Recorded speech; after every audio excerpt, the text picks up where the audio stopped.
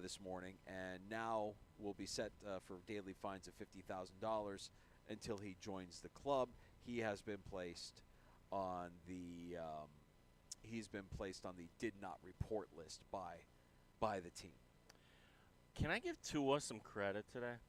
So the Dolphins opening up camp, and when we last saw the Miami Dolphins, Danger, that was their big playmaker Tyreek Hill saying, "I'm done," after a loss in week 18 or whatever it was. He was fed up, trying to force his way out. Well, that didn't end up happening. He's back, and Tua, quite often you just have athletes just kind of not addressing it or moving on or pretending like it didn't happen.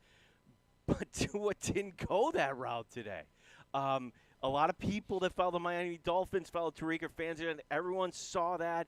So when you say something like that, you just don't come back with, "Hey, my bad." You've got to work the relationship up. You've got to build everything back up again. Rough day for the Dolphins today.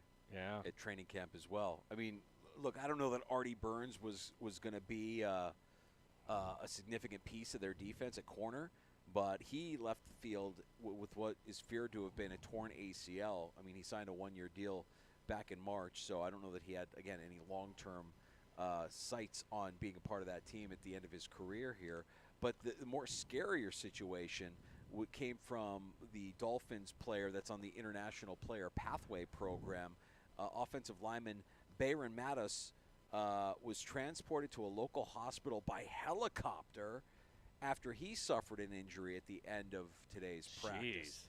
By helicopter. So he was a basketball player in New Mexico and South Florida before he jumped to football in 2022, born in the Dominican Republic, which is why he's part of the International Player Pathway Program for the Dolphins, signing with the Dolphins just last year. But, yeah, that's a scary scene that, thankfully, I mean, we've had some scary sights here at St. John Fisher during practices. I think it was just last year Alec Anderson went down because of the heat. We haven't seen a helicopter come in to transport a player out of a practice, and that was the scene today at Dolphins camp. So between what you got Tua saying about his relationship with Tyreek Hill, the Artie Burns feared ACL, and now your international player being transported out of practice via helicopter, lots of emotion, lots of different things happening there at Miami Dolphins camp for day one. And Hard Knocks, a storyline that really we're going to graze on with our guests here in a little bit. And they this afternoon put out their first trailer, Mike Danger. And yeah, this is just catnip for Bills fans. It looks. You will love this. Yeah. And you know when you put the Hard Knocks music does it for me. Like that every time this comes around. Just NFL films, the production package, the thing that we grew up with, the music of NFL films, just the music of the NFL is fantastic. So, yeah, the trailer is out. Hard Knocks camera crews seen here on the sidelines at Buffalo Bills training camp. And our guest next here in the Sports Bar, somebody who's been instrumental in Buffalo Bills training camp as a sponsor, Greg Connors, Connors and Ferris, will be stopping by, you know, not just to talk about camp, but also to share some football takes. I mean, he's a football guy, and he's got a lot of opinions here on the Buffalo Bills. And we should mention that Buffalo Bills training camp and our live shows here at Bills Camp Live, sponsored by Connors and Ferris, your workers' comp attorneys, Maddie's Motorsports, with locations in Dansville, Spencerport, and Farmington, Maddie'sMotorsports.com. We the Hobby at 23 Arlington Street in Rochester, and by Ace Swim, Chili Ave and Ridge Road in Webster, aceswim.com. Greg Connors joining us next live from the Sports Bar here. It's Bills Camp Live, Danger and Battaglia at St. John Fisher University.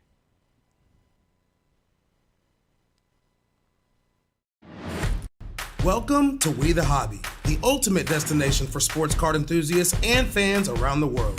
We bring next-level sports card entertainment with premium products, live breaks you can watch in store, and a community that feels like family. Grab a drink, catch the game, rip packs, talk shop. Whether you're here to collect or just connect, there's something for everyone.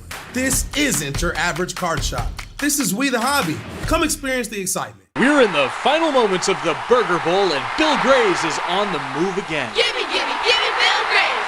Bill Grays has possession on the 20-yard line. It looks like they want to get the ball to the cheeseburger. At over a quarter pound, he's the perfect choice. B19, G38. The ball is snapped, and it's a handoff to the cheeseburger. There's just no stopping him. He's in the end zone. Another touchdown. Bill Gray's really has the world's greatest cheeseburger. We're in the final moments of the Burger Bowl, and Bill Gray's is on the move again. Gimme Bill Grays.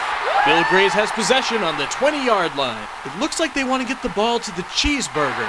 At over a quarter pound, he's the perfect choice. B19, G38, hike. The ball is snapped, and it's a handoff to the cheeseburger. There's just no stopping him. He's in the end zone. Another touchdown. Bill Gray's really has the world's greatest cheeseburger. We're in the final moments of the Burger Bowl, and Bill Gray's is on the move again. Gimme Bill Grays. Bill Gray's has possession on the 20-yard line. It looks like they want to get the ball to the cheeseburger. At over a quarter pound, he's the perfect choice. B19, G38, hike. The ball is snapped, and it's a handoff to the cheeseburger. There's just no stopping him. He's in the end zone.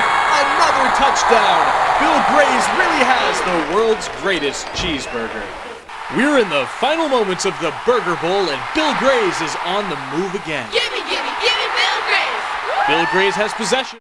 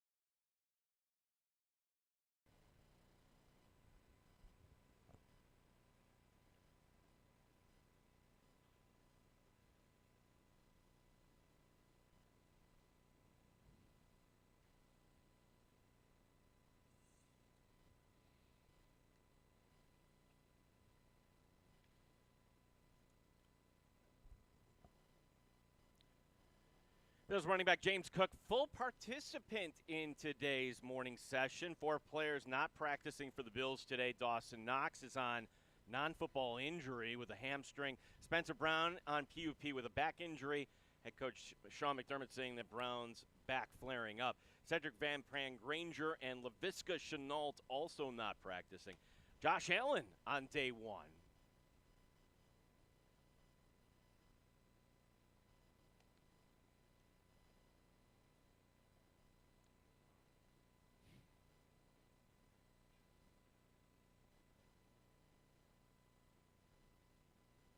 Next practice coming up tomorrow morning. Luis Heel down on a rehab assignment starting tonight for visiting Scranton. They take on the Red Wings. Gene Battaglia, live from St. John Fisher University on the Fan Rochester.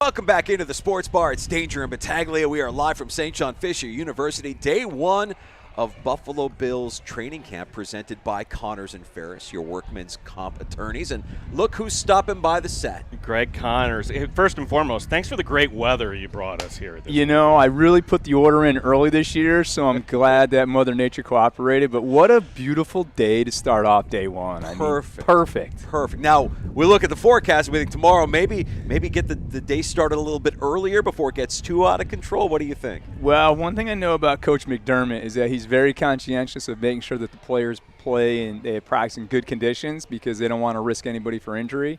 So if there's any issues in terms of weather that he thinks would compromise anything, he will move practice. So you get your fingers crossed. Hopefully it'll be cooperative. But they got to play in the rain too, so you got to prepare for it. You just don't want anybody getting hurt. Greg, do you ever look big picture, take a step back, and just think what this has kind of grown into training camp and just how important this is to our community? Well, it's funny. So we've been the training camp partner now for, I think it's 13 years. And when we first started, there were no tickets. I mean, when you had the night practices, which were probably 5 or 6 a year, you'd have to have a ticket. And you'd pick them up at Wegmans or NOCO or whatever, right? Then Josh shows up. And not only do you need a ticket for every practice, and that energy and that excitement has really drawn additional attention to Rochester and the Finger Lakes, which is phenomenal. And there's nothing better than coming to a practice and seeing 5,000 people. I mean, that's bigger than the crowds I played in front of when I played high school and college, and it's like I'm ready to go. But really the fans, the Bills Mafia is really what separates, I think, this camp from other team camps. And day 1 was a perfect example of it. And, Greg, the added weight now of Hard Knocks being here and the camera crew is running up and down the sidelines. But, I mean, I know we're going to get what we get as far as what they show us in the field and the behind-the-scenes access.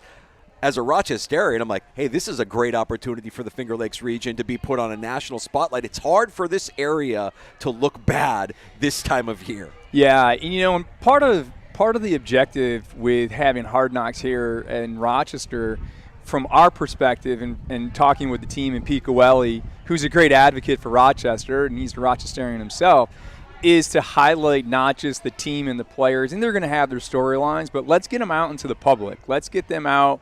There was a golf outing earlier this week, and I think Hard Knocks was out there doing some taping. There's a concert coming up. I don't know if anybody knows about it. It's this little band that Bills Mafia likes. I think they're called The Killers or something. Yeah, we've heard of them. August 2nd. Yeah. That's going to be a great opportunity for Hard Knocks to get out and kind of see what the Bills Mafia is really all about.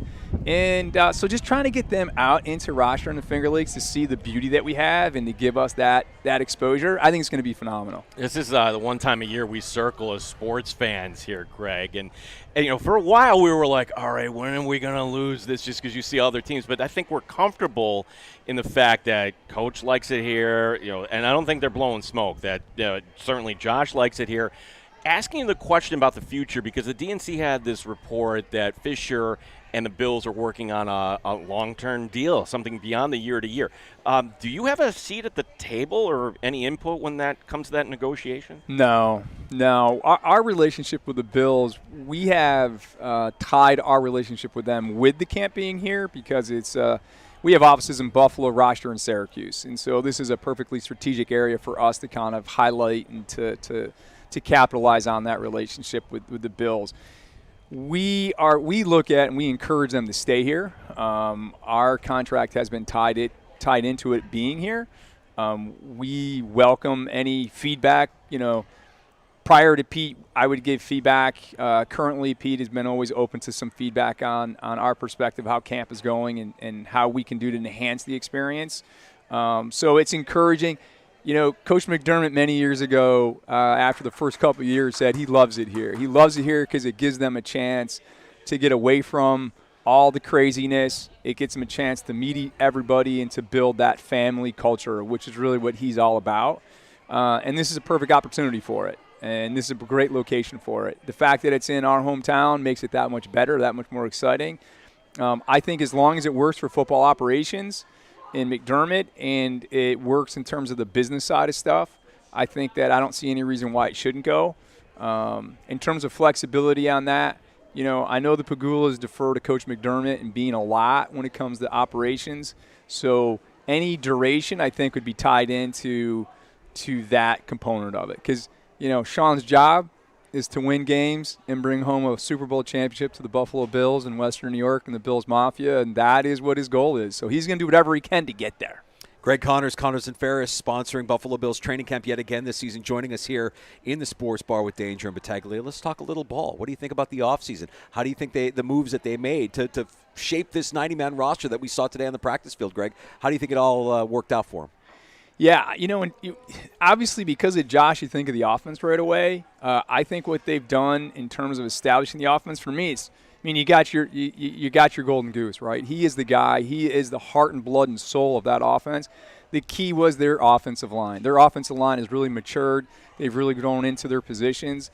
And then, with the skill positions, the way that Brady called the games last year, I liked it. I think what they've done to solidify it, I think is more than adequate for us to win and to win the Super Bowl. The question to me has always been the defensive line. That has been the part, as a former defensive back, my best years is when I had a great defensive line. Sure. And I think what they've done through the draft this year to really bolster that and to give it some youth, give it some energy, give it some speed, give it that next level of intensity, I think how they perform will really have a huge impact is how far do we go. If they step up and play along with the veterans that are here and Bosa stays healthy, and the rest of those guys stay healthy, and with the secondary we've got our vets now. That is huge playing this game, particularly when you get deep into the season and playoffs. So I love it. My question, special teams. That's the one question for me that I have not, T-Bass at the end of the year came solid, performed well, did a great job. But, as a Bills fan, I always take that deep breath whenever it gets to that point. So, hopefully that'll work through and all three facets will be solid and we'll be cheering loud come February. Oh, come on. 60-yarder. You knew we had that against the Dolphins last year. It's a no-brainer. I think the whole stadium was shy. Like, wow. Greg Connors is our guest here, Connors and Ferris. This is a good team when there really aren't that many camp battles. We know the offensive line. We know the skill players. But there are a few.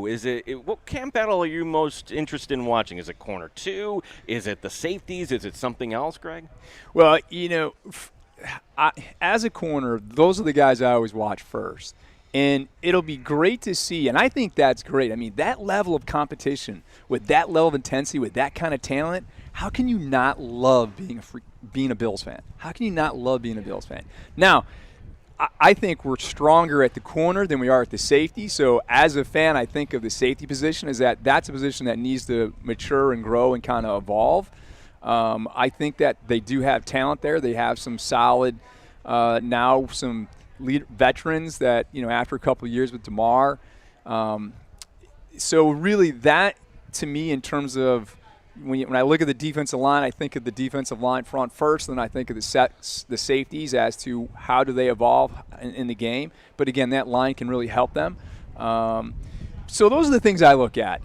But again, as a DB, I love to watch the receivers get after it, right? The receivers, what receiver is going to make the play?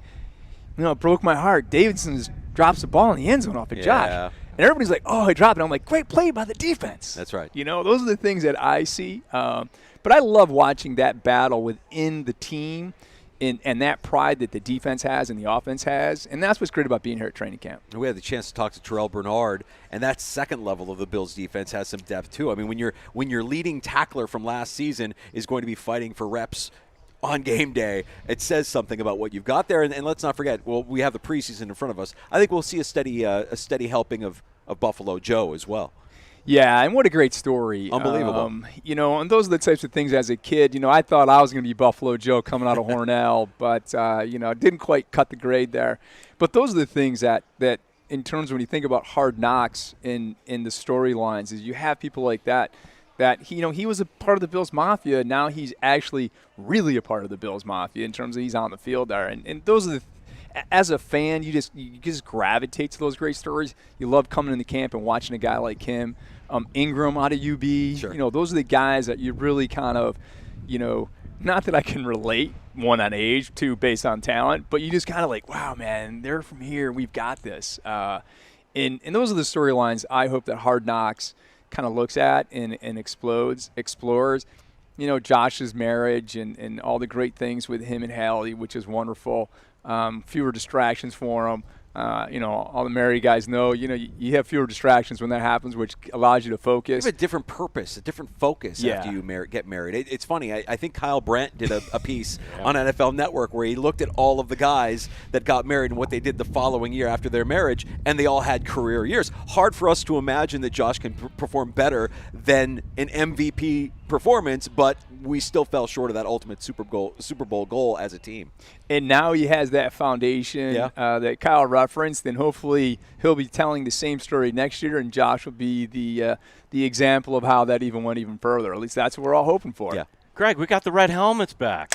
Week 18, so this is going to be an exciting year coming up, and I guess it all starts here, and you're going to, Congressman Ferris is a sponsor of the scrimmage next week. My question is, if we already have the red helmets, what is Josh going to come out in coming up next Friday night? That's a great question. If you were to ask me, I would come out in the all white. The white logo, white helmet, and the silver face mask. I think that's that one I've always loved. I've always kind of liked that. It's very unique. But that's always the great question about with that red and blue game is what he's going to come out with, because it always fuels the speculation. Although Pete Goelli kind of released that yesterday in terms of the red helmet. As a young, that was the helmet when I was growing up as a kid, so you'll love to see it. I'm hoping that that they have flexibility come the playoffs. Fingers crossed, everybody stays healthy, and we see the red helmet again at another game after that. Right. I mean, that's the thing that I feel like has evaded this team through all of these playoff runs. They haven't been the one seed.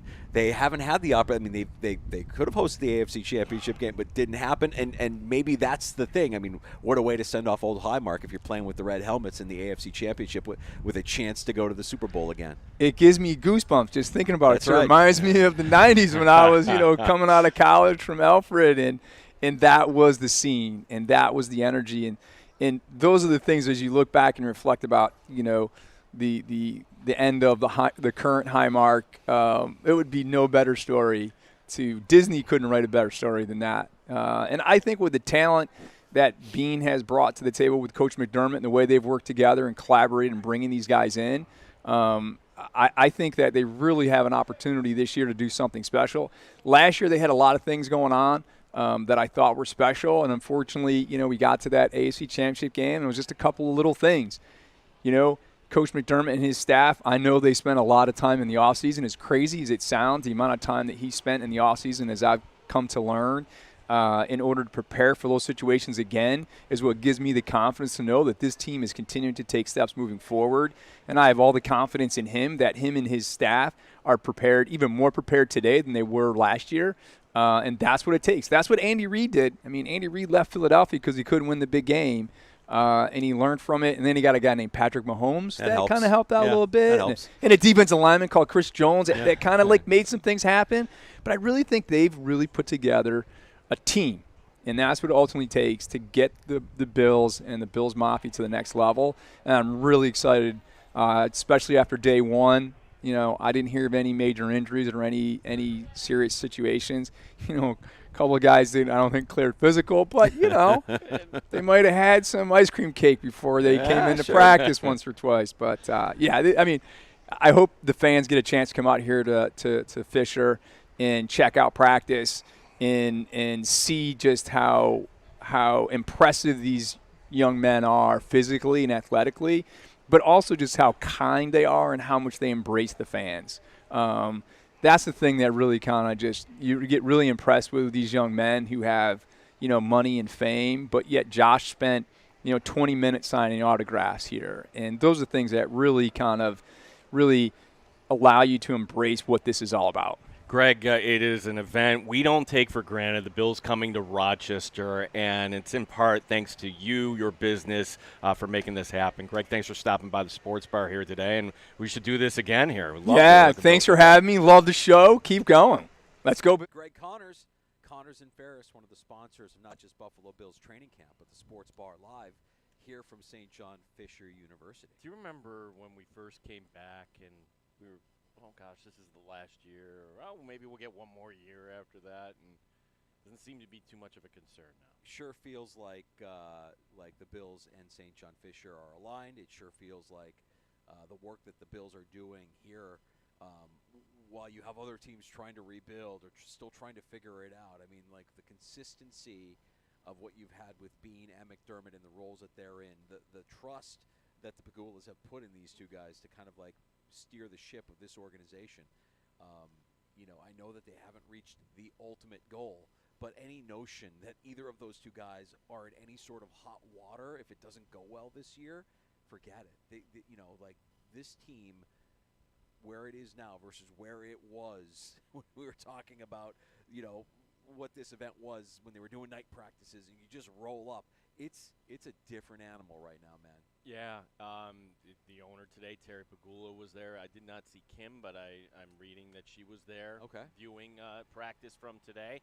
And, the one storyline too, Hard Knocks is here, and you heard Greg kind of mention that. Sounds like they might have already done a little video shoot at the big old golf course here down east. Oh, well, look, like I've been saying, I think it's hard. It's going to be real hard for Hard Knocks to paint a negative picture of our community if they're shooting at St. John Fisher or at Oak Hill across the street. I have a feeling that Rochester is going to print pretty well when HBO starts airing some of those episodes. Boy, talking about the differences from training camp to training camp, if you're going to tap into the knowledge of a camp historian, why not do it with a guy who's been to 38 of them? Jeez. Mike Catalana, 13 Wham Sports, Buffalo Plus, the Rochester sports icon, the Hall of Famer, will join us next, and we'll get his thoughts on day one of Buffalo Bills training camp. It's Bills Camp Live, the Sports Bar with Danger and Battaglia from St. John Fisher University on The Fan. We're in the final moments of the Burger Bowl, and Bill Grays is on the move again. Gimme Bill Grace. Bill Grays has possession on the 20-yard line. It looks like they want to get the ball to the cheeseburger. At over a quarter pound, he's the perfect choice. B19, G38, hut, hike. The ball is snapped, and it's a handoff to the cheeseburger. There's just no stopping him. He's in the end zone. Another touchdown. Bill Grays really has the world's greatest cheeseburger. We're in the final moments of the Burger Bowl, and Bill Grays is on the move again. Gimme Bill Grace. Bill Welcome to We the Hobby, the ultimate destination for sports card enthusiasts and fans around the world. We bring next level sports card entertainment with premium products, live breaks you can watch in store, and a community that feels like family. Grab a drink, catch the game, rip packs, talk shop. Whether you're here to collect or just connect, there's something for everyone. This isn't your average card shop. This is We the Hobby. Come experience the excitement.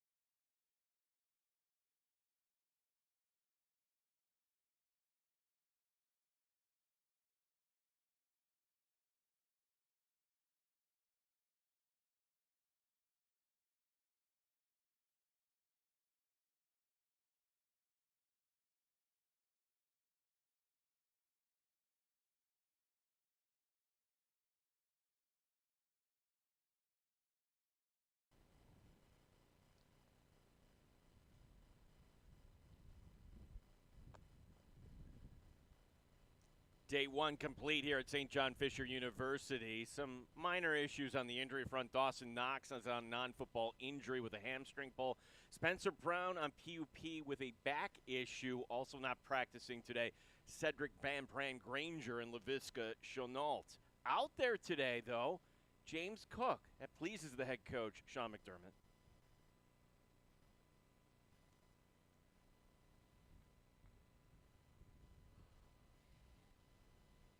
The 2024 AL Rookie of the Year, Luis Heel. He starts on a rehab assignment tonight for visiting Scranton. The Red Wings look to make it 2 in a row tonight out at Innovative Field. We're live from Buffalo Bills training camp at St. John Fisher University. Gene Battaglia, the sports leader, 95.7 FM and AM 950, The Fan, Rochester.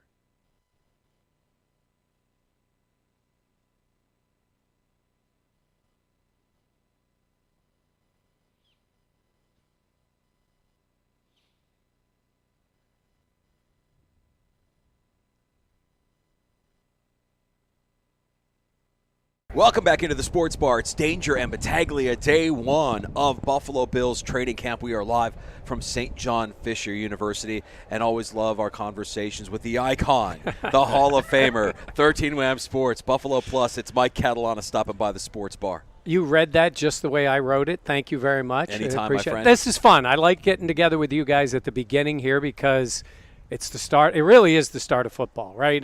We have all these different days where it's this, it's that. You know, the other stuff still feels like off-season. This feels like the beginning of the year. So it's fun to be here. Yeah, so for anybody that's just kind of, okay, what happened today? We had 4 guys that aren't available. We knew about Spencer Brown. We knew about Dawson Knox. Any of these concerns at this point here, Mike? I don't think the Dawson Knox thing is anything. It's a hamstring. I saw him walking around. He's fine. Spencer Brown, because it's the back. Yeah. And it's been an issue. Now, there are reasons they like to have them on the pup for now and how they manipulate that going through, but you really don't like seeing any player with a back injury because it's something that can linger, and it's obviously been something for him. Other than that, I think everybody else should be fine. I think it's more of just a little roster manipulation, and of all guys, Dawson Knox has been around, knows the offense, knows everything about it. I think he'll be fine. So James Cook on the practice field today, and that was the big story coming into today. What are we going to see out of James Cook? The hold-in was still something that was being kind of thrown out there. My take on that, Mike, is that if James really did want to be in Buffalo, the hold-in would have been a thing today. Like, you would have held out of you would have come to practice but not practiced, as a statement to the Buffalo Bills that I want to be here. But by practicing, I feel like James Cook is putting all his eggs in a performance of this season so that he can go get the money that he wants to make, knowing that the Bills aren't going to come near what he wants. Yeah, I think you're right. I look at it this way and say, even the way Brandon Beane spoke, and he's right. Like, he's a guy we like. Obviously, they like him. They need him this year, right, because they hadn't really, as much as I like Ray Davis and Ty Johnson does a great job, boy, James Cook is then one of those 3 is really good. But the question then becomes, where does it fit for them, right? Because even if you listen to Beane, he said, I want him back. I'd love to see him back there. And then he talked about the reasons why it's not always so easy on a roster. The best thing for James Cook is to play and play well, see what's out there on the open market. I cannot imagine his agent doesn't have an idea of what could be out there. Now, it's still a year in advance, but they obviously think there's a lot of money out there for him. Good for him. And like you said, the best way for him to get that, if that's what he wants, is to play even better than he did last year. So I think it's a huge positive for the 2025 Bills. He's here. He's practicing. He's scheduled to talk to us tomorrow, so let's see how that goes. Mike Catalana, 13 Wham, and Buffalo Plus. You can check him out. And as far as some of the camp battles here, I think we're all looking at the secondary, Mike, a little bit. My concern is, all right, and Harrison showed some things today, and Tre'Davious White, it's hard to get a read on day one, but I'm a little concerned about the depth there at secondary. I'm hoping somebody steps up. Yeah, I mean, look, they have guys that have played before. Their question is going to be in the depth is, you know, it's very interesting about Trey. I thought he looked pretty fresh today. He made a couple of plays. Yeah. Like, you want to see that out of Trey. We don't expect him to have the athleticism that he had 5 years ago because he's had the 2 injuries and he's a little bit older, but that looked good. You know, the question becomes, if Hairston beats him out, what's Trey's role on the team? It's easy for people to say, well, he'd just be the backup. but you guys know, especially on this team. Special teams. Yeah, because none of the wide receivers appear to be special teams players at all. So those guys got to come from other places, and it usually comes from the secondary. You've got experience. You do have a guy like Dane Jackson, right? You have players that have played and can play special teams. So, yeah, depth, I think, can be an issue. We have to see how the other younger players are, right? When you look in terms of, it's rookies, but if they can play and they play special teams and they're backups, I guess we'll see. But it was funny to watch Hairston. He got beat on one play today, which was a great throw by Josh. It was Curtis Samuel. He was right on the edge, made the catch, and everybody's cheering and whatever it is. Then another one where Dalton Kincaid sort of got in front of him, big body, obviously, and he came back towards the play and made it. But then he came up with a big breakup after that, and he celebrated. Good for him. Celebrate, because he's going to get beat like every other corner, so they had a little fun out there. Let's stay in the defensive backfield with Mike Catalana, 13 women. ESPN earlier this week put out a ranking of projected starting rosters in the NFL. Had the Bills 4th on that list, but they mentioned the secondary as the team's main weakness. The safety position mainly is the team's weakness. So going into this year, the importance of Cole Bishop taking that quote-unquote next step. Did you see anything today? We know about Rapp. We know about Bishop. We know about DeMar Hamlin. Is there anything out of Derek Forrest? Is there more to this safety position than people know? And what do you project for? I mean, we were spoiled for years of Poyer and Hyde. Yeah. And now it feels like this position group has been a little bit of a weak link. It was interesting watching them today. They were doing some rotations, and so you saw different groups out there. There were times, it's Rapp and DeMar, or Rapp and Bishop, and then it's Bishop and DeMar, and then it's Forrest on the field. So I think they like their safeties to be somewhat interchangeable. I was talking to Carl Jones today, works Channel 4, played at Syracuse, and he was saying, in today's NFL, that's what you really need, because you need to be able to say these guys can play, whether it's strong or free. Like, it used to be a big difference in the way they play. It's not the case. So they were rotating them a little bit, but to your point, they want him to be a starter, right? They brought Cole Bishop in because they thought he's a guy who has the ability to chase people down. He can play. You need somebody on the back end of that defense. The word I always think of with safeties with the Bills is trust. They got to trust you to be in the right spot, make a play, and maybe making that play is just keeping the guy from going to the house. And last year, I don't think that's a strength of DeMar to be the deep safety. I mean, he's a tough player and all that. Having DeMar on the team, I think, is a good thing, because he can play teams and he can play, and you can trust him to be on the field. But I think they definitely wanted to be Rapp and Bishop. And let's see what Forrest has, because he does have a decent amount of starts in the NFL.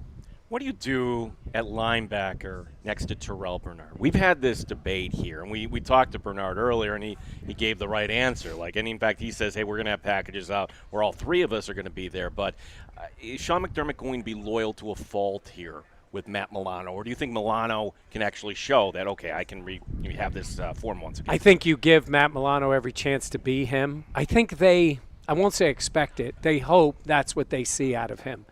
But I love this word. We always talk about meritocracy.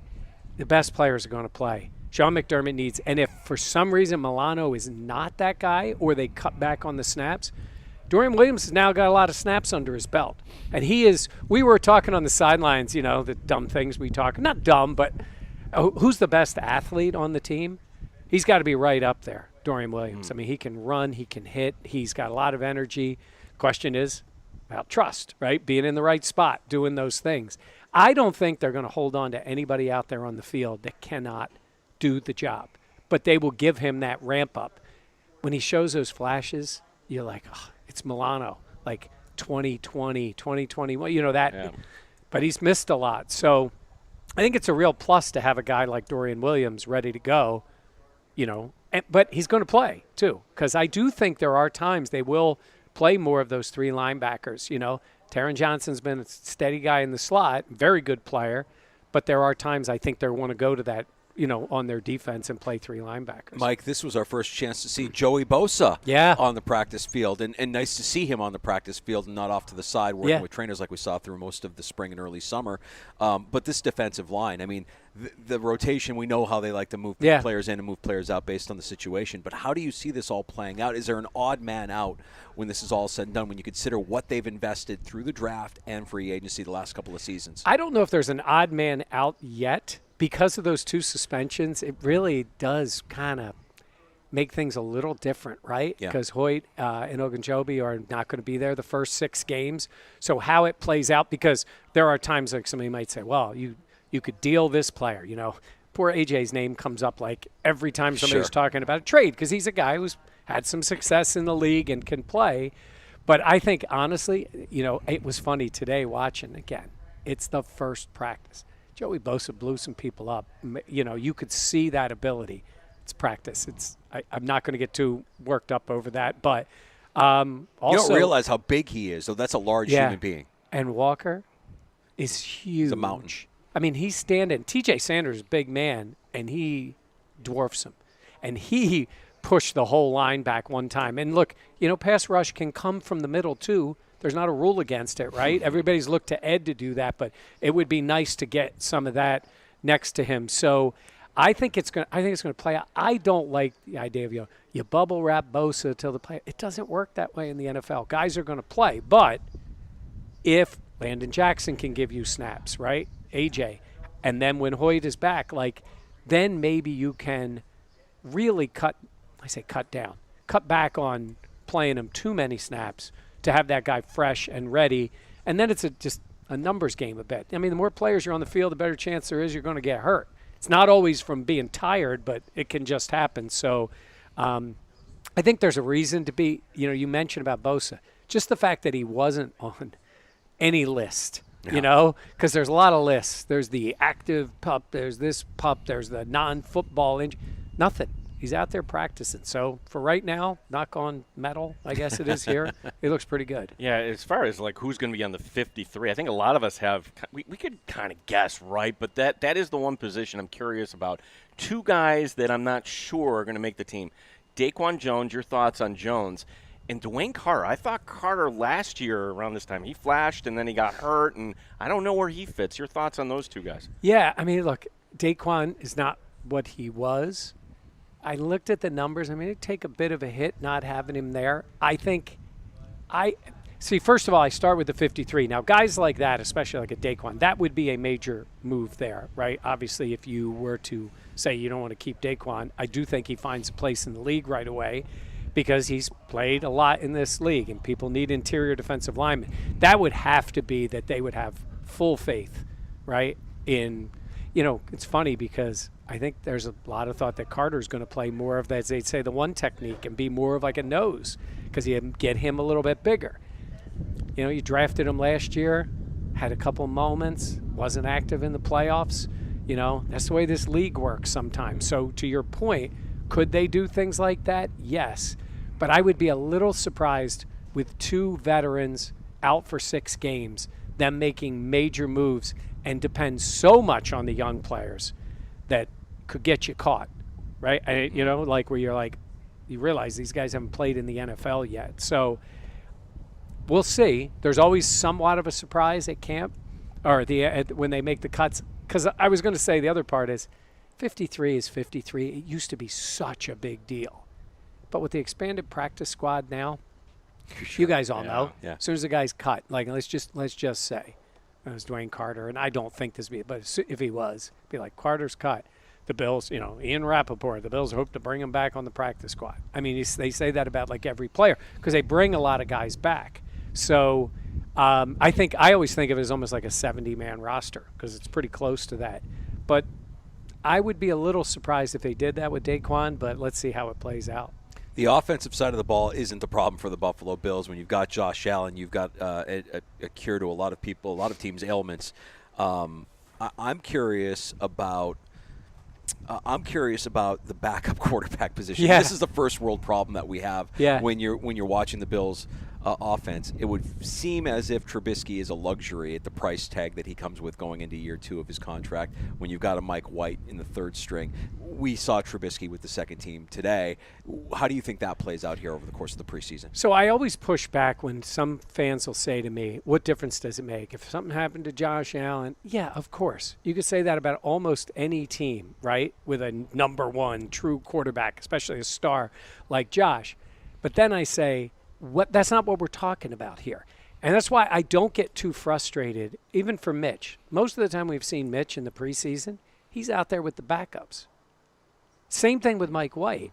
Like if the starters are playing, it's usually that little bit with Josh, maybe a few snaps that they get with the starters.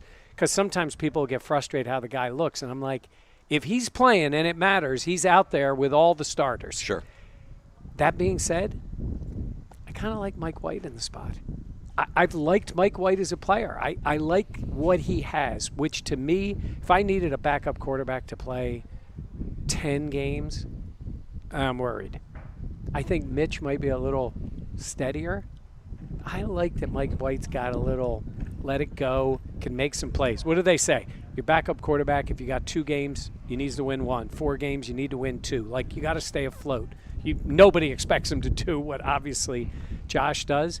But I think this could be a year when they make this kind of move, and they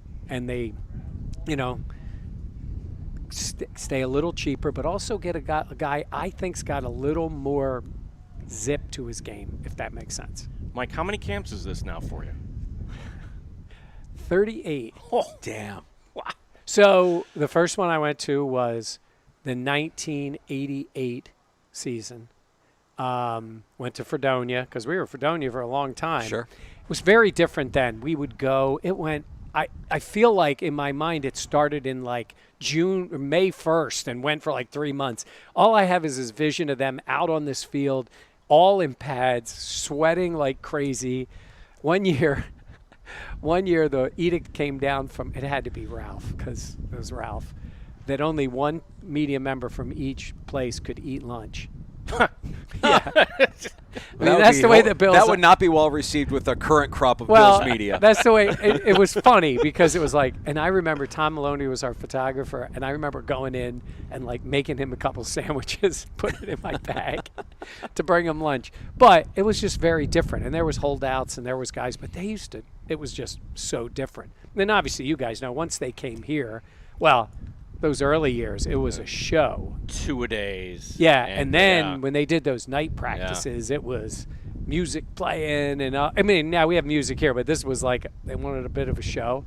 And then when Sean and Brandon got here, like, yeah, that stuff's ending. Like, we're going to practice every day. So, honestly, I still love it. I love coming to camp. I love that it's here because, you know, this makes it life a lot easier. I've spent a lot of time on that thruway. But this is fun, and it's fun for Rochester, and 38. We're going to raise a glass for year 40. That glass is going to be filled with Ensure. I hope you're okay with that. But you mentioned Rochester and having it here and how nice it is. I mean, with Hard Knocks here, I know a lot of people are looking forward to the access that they'll get having Hard Knocks cameras following the team. But, man, I'm looking forward to seeing how Hard Knocks presents Rochester as a community. Well, it's nice to have Pat Harris as the director, Penfield native, and loves his hometown. So to all you Bills fans who are worried about, Hard Knocks and this and that, first of all, the team can have final say. And I think, like he told us, there's a lot of communication going on. But also, you got a Bills fan running the show. So I'm not saying he's not going to do a great job, which he will.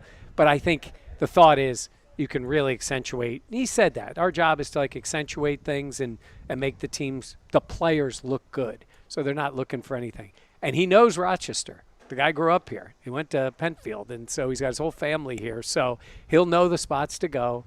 We're going to see Pittsford Dairy, right? Maybe the Strong Museum. I would think maybe if a player brings their kids down there. We got an inside tip that we may see some Buffalo Bills in Canandaigua at CMAC for a certain Killers show coming up. So I'm actually there for that show. Okay. Yeah, so it was funny. So we're going down there for that, and I was talking to the guy I got the tickets with, and he was like, he goes, where are the Bills then? I go, I think they might be at CMAC. So they're off. It would make sense that, you know, some of them go down there. So yeah, that'll be fun. They can get started early. with their connection to the killers. Last one for me, Mike. What would it be like to go through all that footage? You're in television and the shooting and everything else. That's not the tough part. It's the editing. It's amazing. I don't even know where to begin. Well, he says they have a team of people, and I'll give a little plug here. If you go to our channel, the whole interview with Pat, he was great. He explains a lot of this stuff, but he's like, they have people like this is the cool part. They're watching a lot of this stuff live, even the stuff they have robotic cameras because we were talking about where they get to go. That's what's cool for me. Like, I'm going to see things I've never seen before. We're not allowed in meeting rooms. Right. We don't do any of that. Even, in the dorms and everything. That's not for us. But a lot of that stuff they watch live. And it might not sound like much, but if you're watching it or recording it live and taking notes and all that stuff, it saves you whatever that hour is. It saves you that hour because you're doing it as it's happening. But he said they have a team of people both back in Philly or Mount Laurel where they are, and then people here. You've got a big crew. There's a lot of. What's your go-to move when the camera's near you? Do you have like a? I'm a radio guy. But, they're going to catch you. Nah, they're not. You guys, catch me. if you're standing out there, they may catch you. I say this. I think it's a little nod.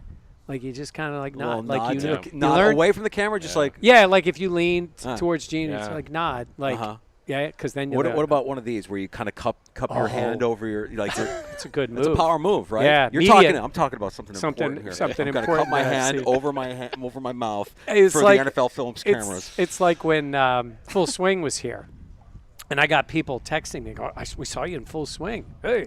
And I'm like, oh, I don't know. So I get to the episode, and all of a sudden I find it. It's like 2 seconds of me standing there, but I think I was nodding. I think Rory was talking, and I nodded. The worst thing would have been you having a scratch. Oh, yeah. Nobody wants you to have a scratch with the NFL Films camera. I put it on my own, IMDb? My page? Yeah. 2 second head nod.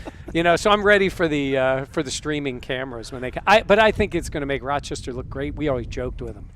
The sprinklers, right? Yeah. It's a beautiful day in Pittsford, New York, Yeah. because they got that, So you got that up on the channel right now. What else can we check out here from day one? Well, we'll be recording now. Every day we're going to be recording when we're here at practice. We're also going to be doing our own review of the Hard Knocks shows. So we'll do those and have those up for the next morning. So, with full, like, hey, if you haven't watched it, don't watch us. But I think a lot of people are going to be eager to watch them, especially the early episodes when they're here at camp. So we'll be doing, we're going to be doing our pass catcher of the day, our new guy of the day, because there's a good group of new guys. And, I keep Dan and Jenna straight, make sure they got things going. Mike, always a pleasure having you stop by. Thank you so much, bud. Overrated. Ooh, he's not. Wasn't an all-star. He didn't make the all-star team, did he? Not, no. No. Major League Baseball knows what they're doing, don't they? No, Phillies and Mets have a good battle going. It's going to go down to the wire, I think. Well, you lost 2 or 3 to the Angels. The Mets have taken the first 2, so. Oh, my. Okay. Oh, my. Phillies just beat the Red Sox 2 in a row. Let's see what happens tonight. Let's go. Should be fun. Take care, Mike. All right, fellas. Mike Catalana, stopping by the sports bar. St. John Fisher University, Buffalo Bills training camp. The rivalry between you as a Mets fan and he as a Phillies fan is never going to get old for me as an outsider, as an observer of this rivalry. For the record, I did not start that one. You're right. You really I did not. I did not. But you did share the story of where Overrated came from, which if you're new to the show, Gene, a Mets fan, last week or 2 weeks ago now, was in Kansas City, went to see the Royals and the Mets. And superfan for the Royals, a few rows back from Gino, is doing the Overrated chant when Juan Soto was at the plate. And Juan Soto, his second at-bat in that game, hit a moon shot. It was just an unbelievable. Glorious. Yes. And Gene turned at the guy that was chanting Overrated and just kind of gave him a tip of the cap. Like, are you going to say anything now? Because that was unbelievable. So you told that story to Catalana, which you didn't have to do, but you did. I did. And he brought it up on the air. So, yes, in this case, he did instigate. I want to see where this all goes because famously, Gino predicted the future last year, right around this time, talking about what was going to happen between the Mets and the Phillies in the 2024 postseason.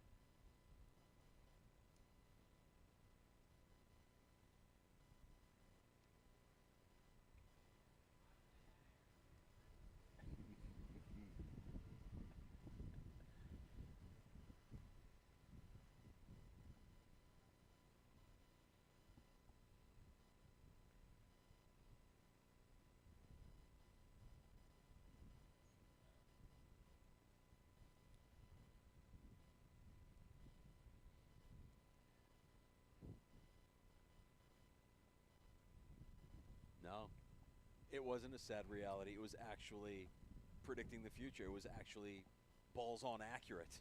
I'd like to say 8 o'clock tomorrow night is our next Met fan meeting where we gather and we talk. You and eat we, ice yeah, cream eat and ice talk about cream, some cotton candy and ice cream, and you talk about how far the Mets can go in the postseason. Honestly, but Mike, and you know I love and respect Mike, the Of heck course. out of him. But he's a Philly fan. This is how Philly fans are. Like when things are going good, they're not good. You know, just kind of What, they're realistic? No, that disposition on life. Yeah. And you, as a Chicago fan, kind of the same way, buddy. That's Look, why you. Yeah. I kind of consider that a compliment. I don't want to have any preconceived notion of what my team may or may not be. I need to see it. If I see something special, then I'll be like, okay, maybe there's something here. But if I don't see it, I'm not going to blindly carry an optimism into any sort of stretch of the season or the beginning of the season. I know we're in the season of hope and everybody looks good and everybody's in the best shape of their life. I need to see it. I need to see it. Fair enough. And you really, amongst all your teams, what was the last time? 2016 Cubs? Yeah. That's it. Like, there hasn't even been any hope since then. No. And the Cubs can't even win a series Here, against pop the quiz. Royals. Like, who is the last team to make the postseason in Chicago? It might be. Is it the Cubs or is it the Bears? Did the Bears make it with New Orleans? No, I'm sorry. Don't tell me it's the White Sox. It's the White Sox. It's the White Sox. Yeah, that's right. It is the White Sox. I forgot about that with one. Tony La Russa as manager. Terrible. Awful. Awful. All right, we got to get to happy hour next in the sports bars. We continue live. We're at St. John Fisher University, the site of Buffalo Bills training camp, as it is every single year. Day one of practice today. Lots to react to. We will set the scene. We will let you know what went down on the field today, including the return of James Cook. If there was any doubt that he was going to practice, we'll tell you what happened with Sean McDermott in his press conference, the practice today on the field here at St. John Fisher. And right after practice, we had the chance to speak to 2024 Bills team captain, defensive leader Terrell Bernard. If you missed that conversation from earlier, we'll have that for you next. Happy hour, a round of shots, and your calls at 866-4326. 585-866-4FAN. We're in the final moments of the Burger Bowl, and Bill Grays is on the move again. Gimme Bill Grace. Bill Grays has possession on the 20-yard line. It looks like they want to get the ball to the cheeseburger. At over a quarter pound, he's the perfect choice. B19, G38, hut, hike. The ball is snapped, and it's a handoff to the cheeseburger. There's just no stopping him. He's in the end zone. Another touchdown. Bill Grays really has the world's greatest cheeseburger. Welcome to We the Hobby, the ultimate destination for sports card enthusiasts and fans around the world. We bring next level sports card entertainment with premium products, live breaks you can watch in store, and a community that feels like family. Grab a drink, catch the game, rip packs, talk shop. Whether you're here to collect or just connect, there's something for everyone. This isn't your average card shop. This is We the Hobby. Come experience the excitement. Welcome to We the Hobby, the ultimate destination for sports card enthusiasts and fans around the world. We bring next level sports card entertainment with premium products, live breaks you can watch in store, and a community that feels like family. Grab a drink, catch the game, rip packs, talk shop. Whether you're here to collect or just connect, there's something for everyone. This isn't your average card shop. This is We the Hobby. Come experience the excitement. Welcome to We the Hobby,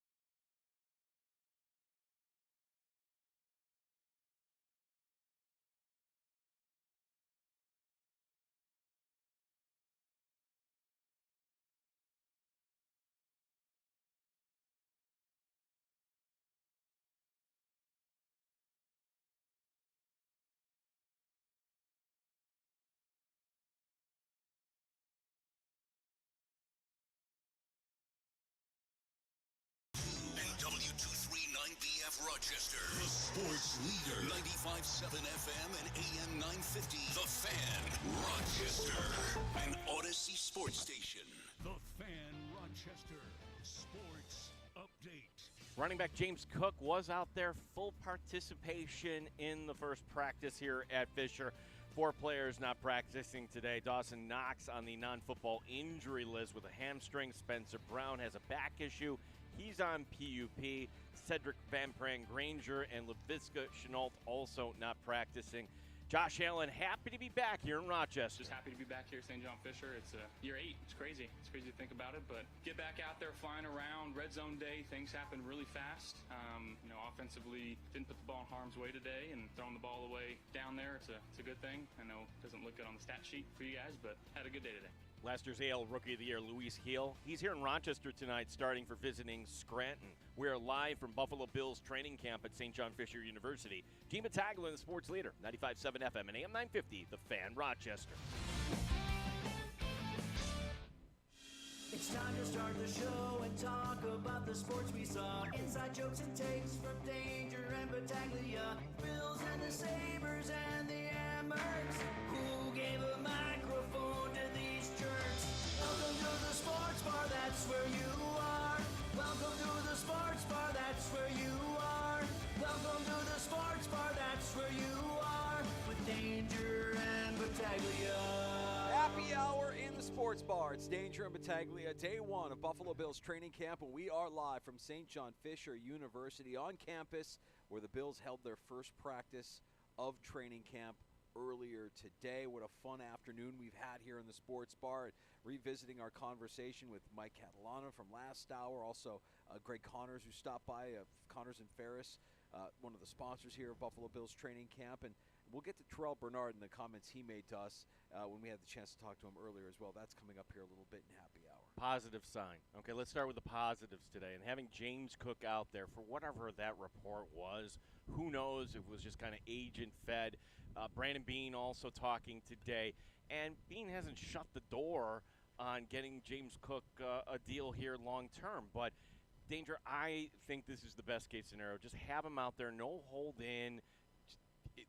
Look, I think most of us understand that James Cook, it's probable, if somewhere between 50% and up, that he won't be a Buffalo Bill next year. I'm fine with that. Just ball out this year, see what happens, and I think that was professional of him just to be a man of his word. He said, hey, I would be here. He was there. He was working today. Yeah, it's a win-win for both sides of that negotiation. For the Bills, you know you have James Cook for one more season, and for James Cook, if you show up, you practice hard, and you play hard, and you produce the way you produced last year, chances are you'll get closer to that number that you're angling for, that the Bills right now don't seem really willing to give. I wonder what that number is. I mean, if James is saying 15 and the Bills are saying 9, then yes, they're far apart. Do the Bills move to 11 and say, that's as much as we can do, we want you here? Or is James already resigned to the fact that I'm not staying in Buffalo? This has been fun. I love that we have a great team, a great culture, a chance to win a Super Bowl, but I need to go someplace else. I need to be in a different city. I need to be where it's where we don't deal with winter, whatever it might be. I don't know that you can fault a professional athlete for trying to make the money and live the quality of life that they want to live when they have the opportunity to do that, and it sure seems as if he's going to have just that opportunity here once the season concludes and he hits free agency. But the cool thing is, I thought we'd be having that conversation about Christian Benford. We haven't. That's or right. Greg Rousseau, no. Also number 10, Khalil Shakir, he signed. And our guest coming up, as you mentioned. We had a fun conversation with Terrell Bernard. How do we define him? Because team captain, I can't imagine he's not a captain this year. It would be hard. Yeah, it would be hard pressed to not see the Bills. I mean, if they deviate from last year where they had Allen on offense and Bernard on defense as your 2 team captains, that feels logical again this year. But that's what training camp is all about. Honestly, right? though, I want somebody on special teams though. Like I think that if you had somebody like a Reggie Gilliam, somebody like that has been around and can kind of make sure that everybody's buttoned up on that side of the ball, that wouldn't hurt. We wanted to make sure we paid attention to the cornerback competition opposite Christian Benford, the aforementioned Christian Benford. And, of course, seeing Trey White back at St. John Fisher, a very familiar sight. We've seen Trey White here for many, many years, the majority of his years in the NFL. So it was nice to see his personality, his energy back on the field during practice today, and he played the majority of the reps with the first team, with rookie Max Harrison backing him up and getting in a couple of reps with the starting defensive unit as well. And both players today opposite Benford making plays, with Hairston towards the end of practice breaking up a Mitch Trubisky pass that was intended for KJ Hamler, where you really got to see this guy's closing speed and his ability to disrupt at the point of attack. I mean, it was a fun play, and that speed is something to behold. Yeah, we know the positives here. We know that the raw skills are there. It might just kind of take a little longer. Who knows how the curve is going to go for Hairston. And for Trey White, day one, okay. We all want him to succeed. By the way, he was mic'd up today. So I don't know who was miking him up. I'm left to assume that it could have been Hard Knocks Danger. And could you pick somebody better with more personality than Tre'Davious White? We've been saying this all along. If you were Hard Knocks and you were going to focus on a few guys, veterans, well, the storyline of Trey White plus his personality, that would make for good television. For sure. So we mentioned James Cook, who did not hold in. He did fully participate in practice. He was in a part of every drill that the Bills executed on offense. There were 4 players from today's practice not available. We learned of the non-football injured list designation for Dawson Knox yesterday afternoon. So we knew about it. And by the way, is there anything more vague than non-football injured list? I mean, you could say Dawson Knox had a few too many IPAs before reporting to camp, and he does his physical, and he just needs a couple of days to get back on track. We don't know what that is. Well, they're saying it's a hamstring injury. So Knox with the hamstring injury. Spencer Brown had a flare-up on his back, according to Sean McDermott, which I think is a little concerning. But if McDermott and Bean, who both spoke on it today, aren't concerned by it, then maybe we shouldn't be concerned by it, and it's just a management thing, a rep management thing. You know, I'm not. That's one where of all the 4 there, just because Spencer Brown's a valuable player and the back is kind of a tricky thing. A soft tissue, okay, we can kind of picture what that timeline should be. And Dawson Knox, do you really need the reps here in July? No, not necessarily. You know this offense. Spencer Brown with no timeline for his return danger. And Sean McDermott in his morning press conference termed it a flare-up. This was a flare-up, and from a previous issue. So, you know what? Same deal, I guess, with Spencer Brown. Just take some time off here. Cedric Van Pran Granger also on the PUP list alongside Brown, and it was Laviska Shenault not participating due to a lower leg tightness issue. So we didn't get the chance to see Laviska Shenault on the practice field for the Bills. Do you remember this time last year we were talking about Chase Claypool not out there again? Right, MVS. MVS. What happened to these guys? Yeah. So there you have the participation report from today's practice. And yes, after practice we heard not just from Brandon Beane, but from Josh Allen, also Joey Bosa. And Beane specifically not too concerned about Spencer Brown or Dawson Knox as far as anything long-term is concerned. So, I think these guys do a great job of following a protocol as far as getting back on the field, following a system, a schedule. And I would be shocked if we didn't see either of those guys by the time we leave St. John Fisher at some point. So when you get home tonight and you're staring at your phone and you're going through your feed, if you are following Bills things on your feed, you're going to see this. And it's bourbon for the soul, Danger. It really is for Bills fans. The fact that you have a Buffalo Bills Hard Knocks trailer, and if I can kind of they splice in highlights from last year, including Josh and the diving touchdown against the Niners, with camp scenes. And just know that those camp scenes didn't come from today. Well, hold on a second. Derek, the pizza dude who's on site here, he and I got into a little debate here. I'd like to say I think I debunked Derek's notion that they took footage from today's practice and used it in the trailer that they released today, which would be otherworldly of NFL films to be able to do. And I wouldn't put it past them, but there was one tell in the clip that would let you believe that it was footage from last year at training camp that they probably asked the Bills for, right? Rasul Douglas was in one of the clips that I saw. If you go frame by frame, Rasul Douglas no longer with the team. So, the idea that the NFL Films crew is here. Hard for me to imagine that Rochester is going to look anything but glorious through the lens of their cameras. Yeah, it's going to drop the 5th, so that's going to be next Tuesday. We've got to wait for episode 1, and just the idea that they got to go through all this footage. We heard they have a little area that's been set up here at Fisher, just kind of like a little war room, like where they look literally they're going to be editing. Editing. Tomorrow's practice gets underway at 9:45 a.m. We know that we're expecting some heat tomorrow. It would be kind of out of character for Sean McDermott to move a practice from outside of anything other than a thunderstorm or a threat of player safety. Joe Brady will meet with the media prior to practice at 9:15 tomorrow morning. And we've got a couple of irons in the fire here as far as who we will be speaking to tomorrow in the sports bar. I don't want to jinx anything, but a very important contributor on the Bills' offense if all goes to plan. Yeah, somebody that you and I hold in high regard. For sure. I'll just put it that way.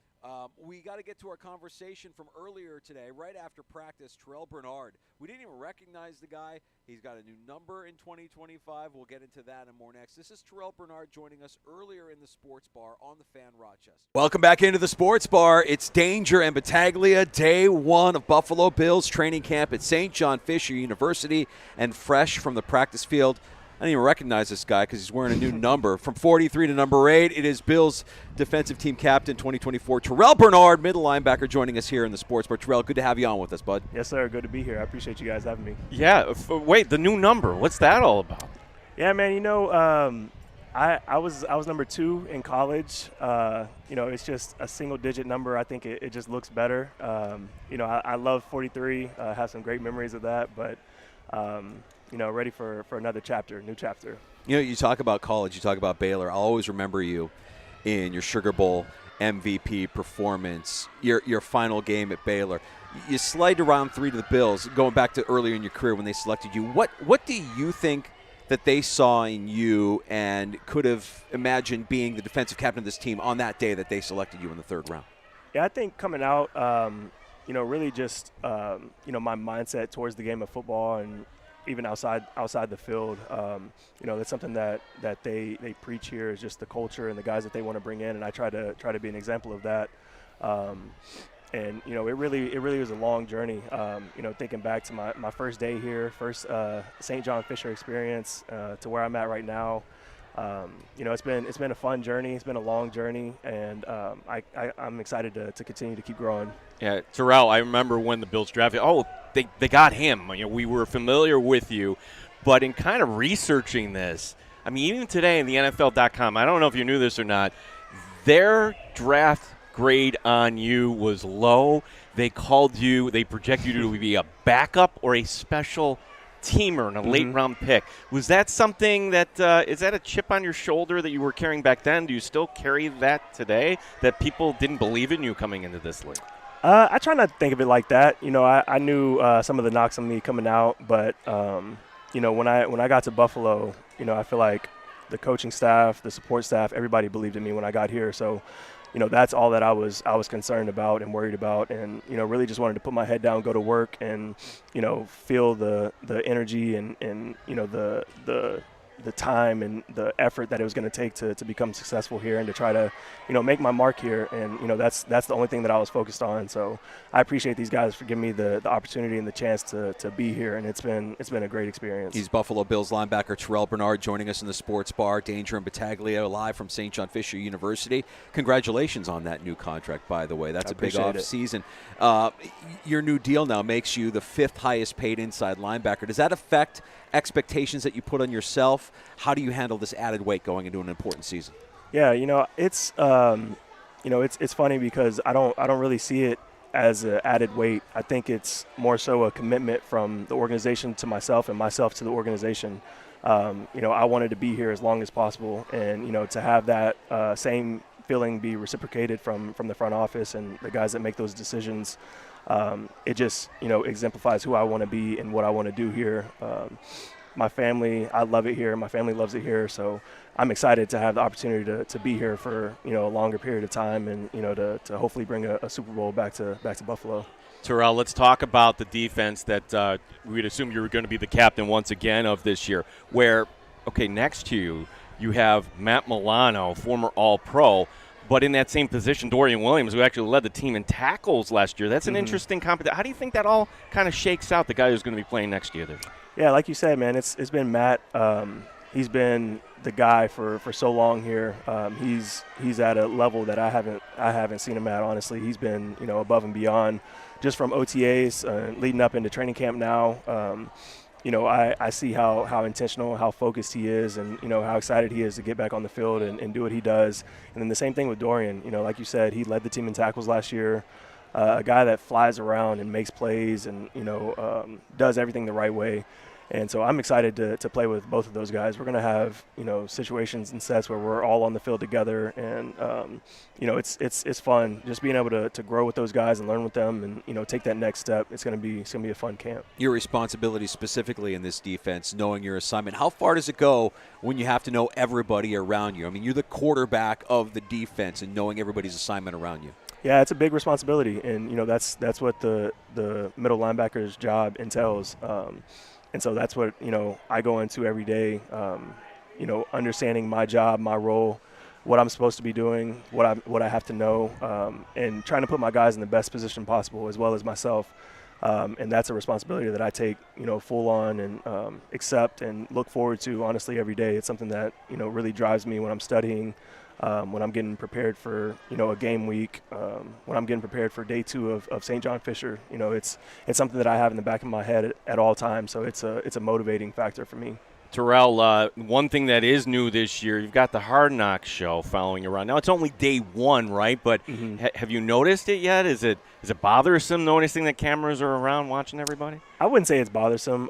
We kind of talked about how we want to approach it, and I think the main message was we want to show, people why we're a successful team and a successful organization. So you get, the Monday through Saturday look, not just, the product you see on Sunday. You get to see, the day in, day out grind and process and, the team really build its culture while we're here at St. John Fisher and training camp. So I think it's a cool opportunity to kind of, get a peek behind the curtain and see what really goes into everything.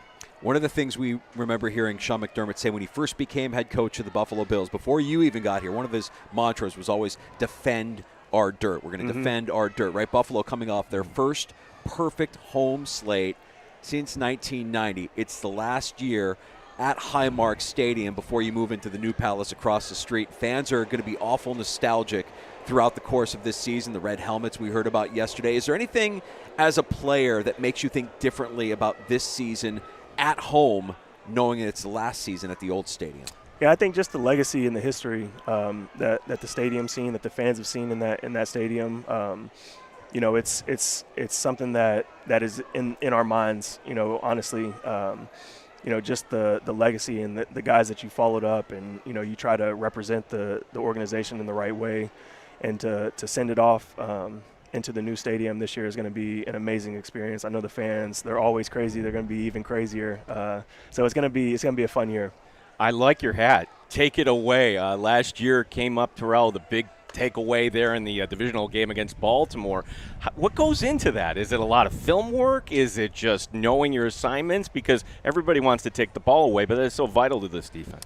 Yeah, I think it's in our DNA. It's who we are. It's something that we talk about every day, something that we preach and believe in, and, we rep it. And, you see the stuff that we're doing here at training camp is just repping, taking it away, punching the ball out, going after the ball when it's in the air. So everything that we do is revolved around taking the ball away, and that's kind of who we've been the last few years. Our identity is a defense that is going to go after the quarterback, stop the run, and then ultimately take the ball away and make the offense make mistakes. And that's how we feel like we're going to be successful and we're going to win games. And then when you got 17 on the other side, it's a little bit easier to get the ball back to him and watch him go to work. So safe to say one of the goals that Sean McDermott might have for you this year is to lead the league in takeaways? Yeah, that's the goal every year. That's the goal every year. Yes, sir. Yeah, we're talking to Terrell Bernard. Last year ending disappointment. Loaded question, but what do you think it's going to take to get to the level that I think you guys will be at someday? Yeah, I think it starts now. It's easy to look all the way to the end, but we had our first meetings yesterday or last night, and the mindset of the team is take it one day at a time and do what we need to do to put ourselves in position to be successful. And we feel like the process that we have in place right now, as long as we do that to the 10th degree and do whatever we need to do to get to that place, we'll live with the result, and whatever comes from that is what happens. So taking it one day at a time is great, and I think all of us want to take our lives one day at a time, but you also have to have goals for the upcoming season. Obviously, we talk about leading the league in turnovers. That feels like an easy one, and takeaways. How does Coach lay out those goals for the team for the upcoming season? Does he do it in a team setting like that? Does he do it by individual positions? Does he do it by individuals, knowing that you as an individual might have a goal to be all pro at your position? How does that all work out? How does he lay it out for you? Yeah, I think the individual stuff, he lets you handle that. So everybody has their own personal goals that they want to achieve and they want to reach. But then we talked about yesterday, our team goal obviously is to win the Super Bowl. But it's easy for everybody to say that. All 32 teams are saying they want to win the Super Bowl. But for us, it's the process in which we're going to get to that point. So we all have the shared common goal of the end result being, Super Bowl champions, but we have to make sure our process is correct and we're all on the same page leading up to that, which will lead to the result. So I think that's how we go about it. That's how I'm wired. That's how, most of the people in this organization are wired. So that's our mindset, going into every single day. Terrell, just to learn a little bit about the man off the field, I was reading that during the pandemic years to kill time, you took up painting. Mm-hmm. Bob Ross, did you stick with it?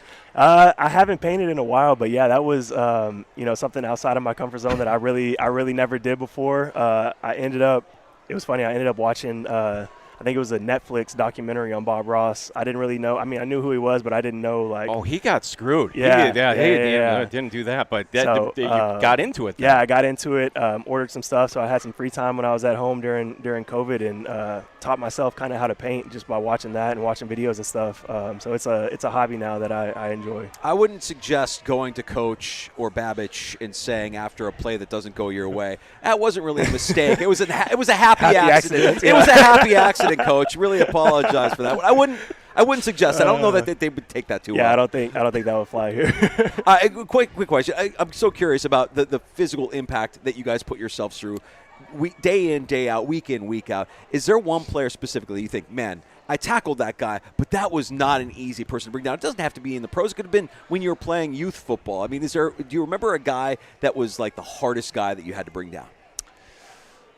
Yeah, man. Actually, he's in the league right now. I played him in Little League. His name was Walker Little. He's an offensive tackle. He was playing running back in Little League. He was like 6'4", like 240 pounds when we were like 10 years old. And I remember like, man, if this is how it's going to be, I don't know if I'm going to make it. Comes to find out, he ends up being a D1 offensive tackle, gets drafted into the league, and I said, okay, I'm not going to have to tackle many guys like that. Yeah. Well, Terrell, best of luck to you this year. Really appreciate your time today, and good luck this season. And we're going to stick to your mantra. Take it away, buddy. Yes, I like sir. the hat. Yes, we sir. want to see it happen. Take it away, and best of luck. Stay healthy this season. Thank you. There he is, Buffalo Bills linebacker Terrell Bernard, who joined us earlier today, live from St. John Fisher University in Buffalo Bills training camp.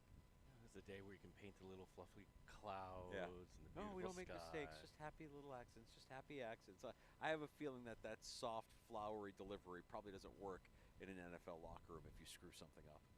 I watched that same doc. Have you seen that one? I haven't seen the doc, but I know I'm familiar enough with Bob Ross to know the show is just it's visual melatonin. Just knock me right out, put me right to sleep.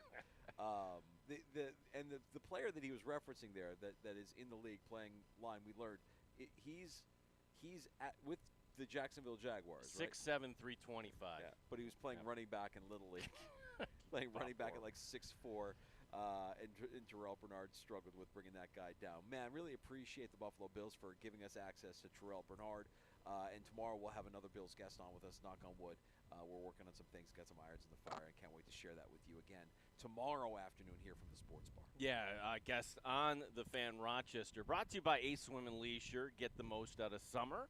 Ace has beautiful outdoor furniture, fire pits, all sorts of parts. Whatever you need, aceswim.com. Yeah, and we also need to thank our sponsors, Connors and Ferris, your workers' comp attorneys, Maddie's Motorsports with locations at Dansville, Spencerport, and Farmington, Maddie'sMotorsports.com, and We the Hobby. Check them out at 23 Arlington Street in Rochester. We can't do it without the support of these sponsors of Buffalo Bills training camp coverage here on The Fan Rochester. Gino, it goes by fast, man. I feel like we just started the show, and we're already here ready for a round of shots. It's the start of the week, and tomorrow's Thursday. What is going on here? Your team might have some divine help, Mike Danger. Not to get you too excited. Actually, you are sky high on this team. I need to see it. Yeah. I need to see it, Gino. A take that I think will divide the Yankee audience. Oh. Got that coming up here, too. There is one sports league that could be talking about a radical change. I mean, like, hey, we play games here. We're going to play them on the opposite side. Why would they do something like that? Oh, and if you thought Lloyd Howell, the former head of the NFLPA, him going to an adult gentleman's club and doing receipts and everything, we got another weird story about Lloyd Howell that I think you'll find funny. This courtesy of Pablo Torre. Okay, we have a round of shots on the way. We have last call on the way. You can have the final word in the sports bar. 866-4326 is our number. 866-4FAN. Welcome to We the Hobby, the ultimate destination for sports card enthusiasts and fans around the world. We bring next-level sports card entertainment with premium products, live breaks you can watch in store, and a community that feels like family. Grab a drink, catch the game, rip packs, talk shop. Whether you're here to collect or just connect, there's something for everyone. This isn't your average card shop. This is We the Hobby. Come experience the excitement. Welcome to We the Hobby, the ultimate destination for sports card enthusiasts and fans around the world. We bring next-level sports card entertainment with premium products, live breaks you can watch in store, and a community that feels like family. Grab a drink, catch the game, rip packs, talk shop. Whether you're here to collect or just connect, there's something for everyone. This isn't your average card shop. This is We the Hobby. Come experience the excitement. Welcome to We the Hobby, the ultimate destination for sports card enthusiasts and fans around the world. We bring next-level sports card entertainment with premium products, live breaks you can watch in store, and a community that feels like family. Grab a drink, catch the game, rip packs, talk shop. Whether you're here to collect or just connect, there's something for everyone. This isn't your average card shop. This is We the Hobby. Come experience the excitement. Welcome to We the Hobby, the ultimate destination for sports card enthusiasts and fans around the world. We bring next-level sports card entertainment with premium products, live breaks you can watch in store, and a community that feels like family. Grab a drink, catch the game, rip packs, talk shop. Whether you're here to collect or just connect, there's something for everyone. This isn't your average card shop. This is We the Hobby. Come experience the excitement. Welcome to We the Hobby, the ultimate destination for sports card enthusiasts and fans around the world. We bring next-level sports card entertainment with premium products, live breaks you can watch in store, and a community that feels like family. Grab a drink, catch the game, rip packs, talk shop. Whether you're here to collect or just connect, there's something for everyone. This isn't your average card shop. This is We the Hobby. Come experience the excitement. Welcome to We the Hobby, the ultimate destination for sports card enthusiasts and fans around the world. We bring next-level sports card entertainment with premium products, live breaks you can watch in store, and a community that feels like family. Grab a drink, catch the game, rip packs, talk shop. Whether you're here to collect or just connect, there's something for everyone. This isn't your average card shop. This is We the Hobby. Come experience the excitement. Welcome to We the Hobby, the ultimate destination for sports card enthusiasts and fans around the world. We bring next-level sports card entertainment with premium products, live breaks you can watch in store, and a community that feels like family. Grab a drink, catch the game, rip packs, talk shop. Whether you're here to collect or just connect, there's something for everyone. We're in the final moments of the Burger Bowl, and Bill Grays is on the move again. Gimme Bill Grays! Bill Grays has possession on the 20-yard line. It looks like they want to get the ball to the cheeseburger. At over a quarter pound, he's the perfect choice. B19, G38, hut, hike. The ball is snapped, and it's a handoff to the cheeseburger. There's just no stopping him. He's in the end zone. Another touchdown. Bill Gray's really has the world's greatest cheeseburger.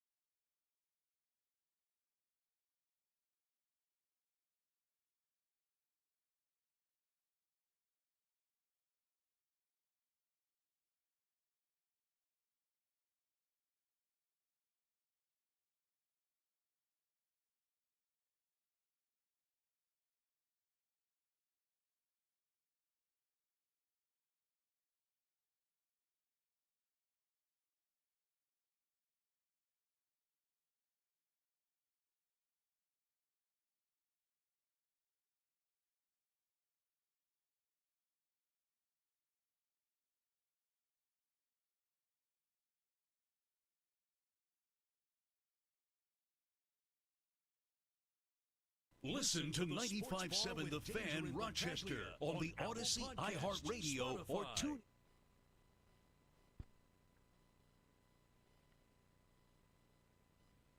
Okay. Yeah.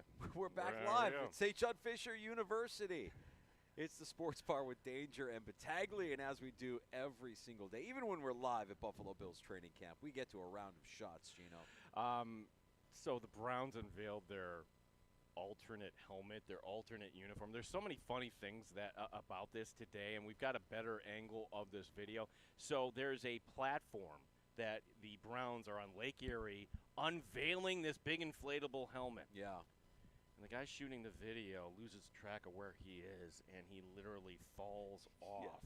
Yeah, he falls off the platform. He's okay, right? We can laugh at him. I hope he's okay. That doesn't look like that's very comfortable. I'm thinking, was this a stunt here? You know, something to try to go viral? No, this is actually should be long on America's Funniest Home Videos. And also, like the Browns, what are you doing unveiling a brown helmet? And legitimately, this is not a joke. Had to double, triple check this. This is sponsored by Dude Wipes. We'll take your money. Yeah. It doesn't matter what you are or what people are going to say. We'll take your money. So the Browns helmet, what do they call it? The Alpha Dog? Alpha Dog. The Alpha Dog helmet, sponsored by Dude Wipes. And if you know what Dude Wipes are, then you know the sick kind of irony of a brown helmet being sponsored by Dude Wipes. We've got an update on the Nighthawks. Anybody want to hear? Oh, please. Well, this is the owner of the Toronto Rock, and I think he would know something. Now, he's saying something about the Nighthawks, and then I think he's saying something about the league in general we're going to kind of chuckle at. And this is courtesy of writer Adam Levy. This is his quote. Again, the Toronto owner. Quote, "I'm very optimistic that Rochester, the Nighthawks, will survive. There's been some definite interest in Rochester. However, of course, this is a league without a CBA. When asked about where things stood, listen, if we can't get a deal done with the new NLL CBA within a month, you know what? Let's take a year off." Ooh. Okay. I don't think that's a threat. I think it's okay. You know what? If we're not going to make money, then Yeah, you know, legitimately, like, could go a full year without any NLL lacrosse, regroup, get a new CBA, and find an owner for Rochester in the meantime. I mean, I don't want to see the guys not work for a year, not play for a year, but honestly, if it means that that's what we need a little bit more time to secure an owner for Rochester to keep the Nighthawks here, take as much time as you need. Reboot the league. Yeah, as long as Rochester's in it, I'm happy. I'm fine if like these labor issues force everything to shut down as long as we're back. Rubber game tonight up in Toronto, Yankees and Jays. This has been a fun series so far. Max Fried taking the mound for New York. He's 11-3. Chris Bassett 10-4 for the Jays. Danger, tell me where you come down on this. Yankee Old Timer Day.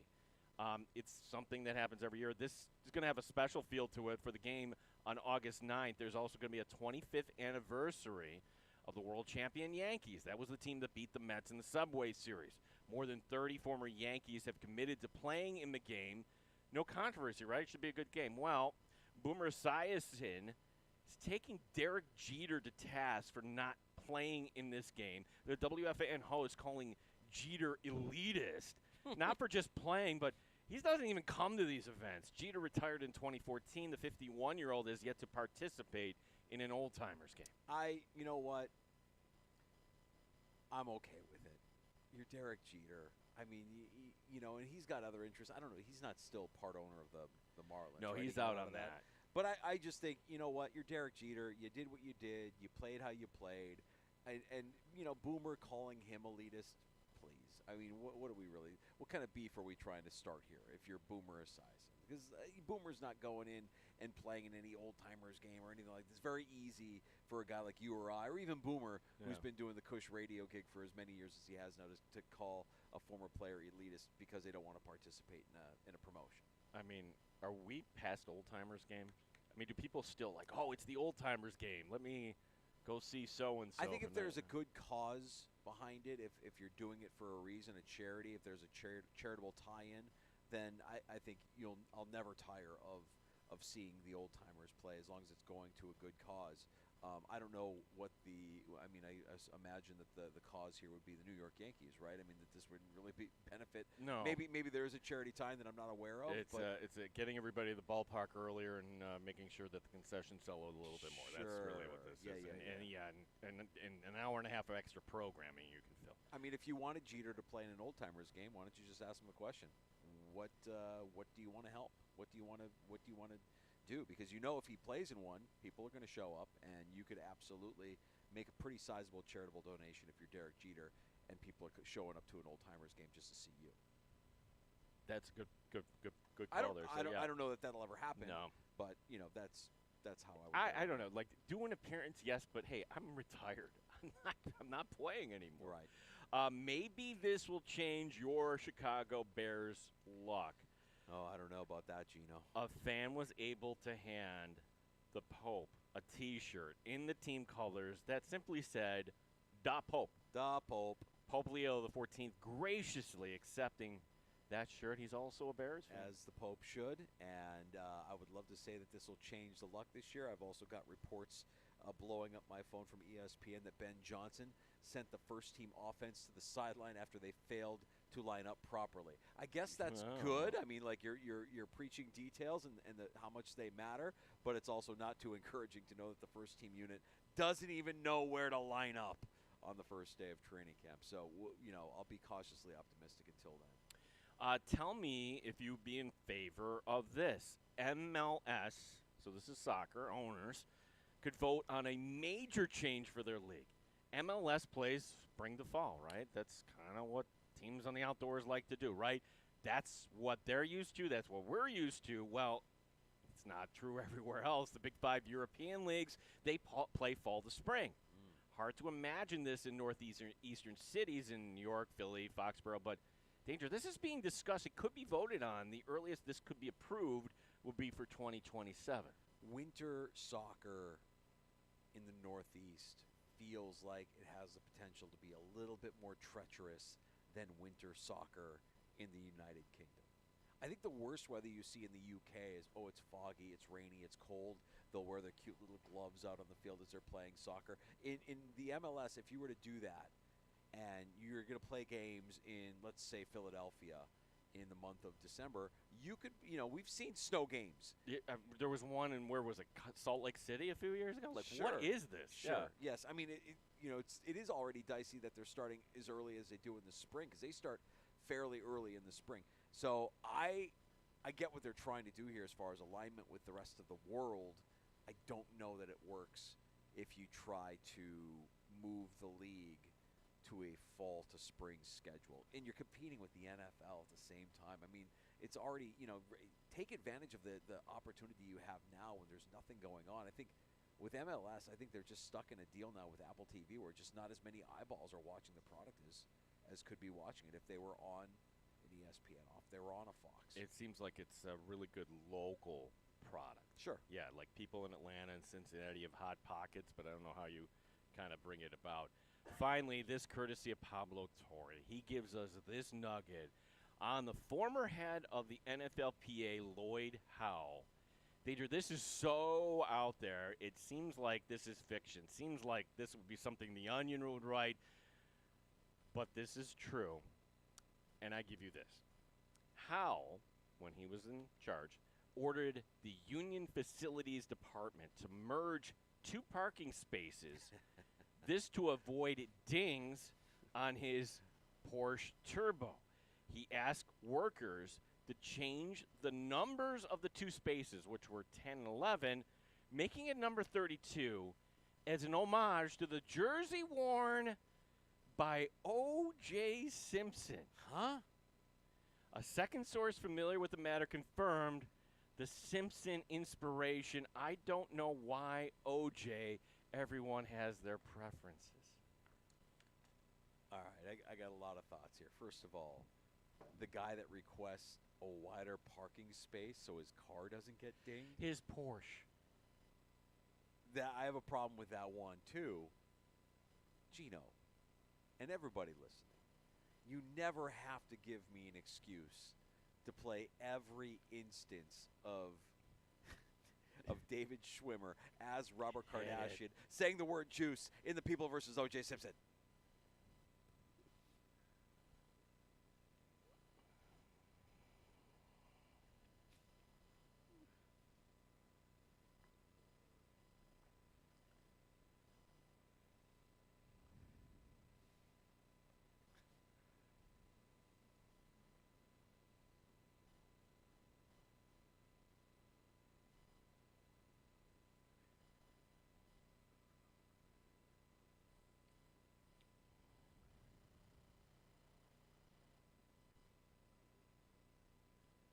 Good man, yeah.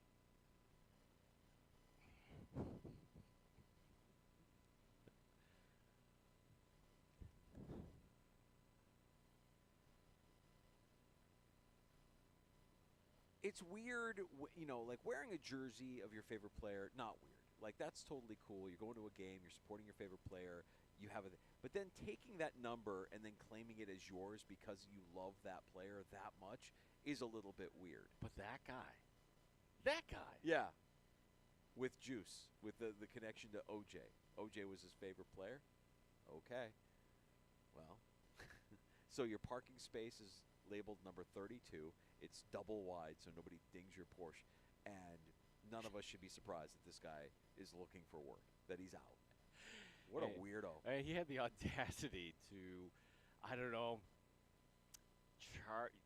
go to a gentlemen's clubs on an expense report. The strip club to the players' union. Holding an Uber driver 7 hours. That's a good one. Yeah. That's a good one. Yeah, well, I think he's going to disappear. I think Lloyd Howell is just going to go away for a good amount of time. I think you made your money. Yeah. You can go live your deviant life. I think he'll go away for a little bit. That's my prediction as far as what we'll hear from Lloyd Howell moving forward.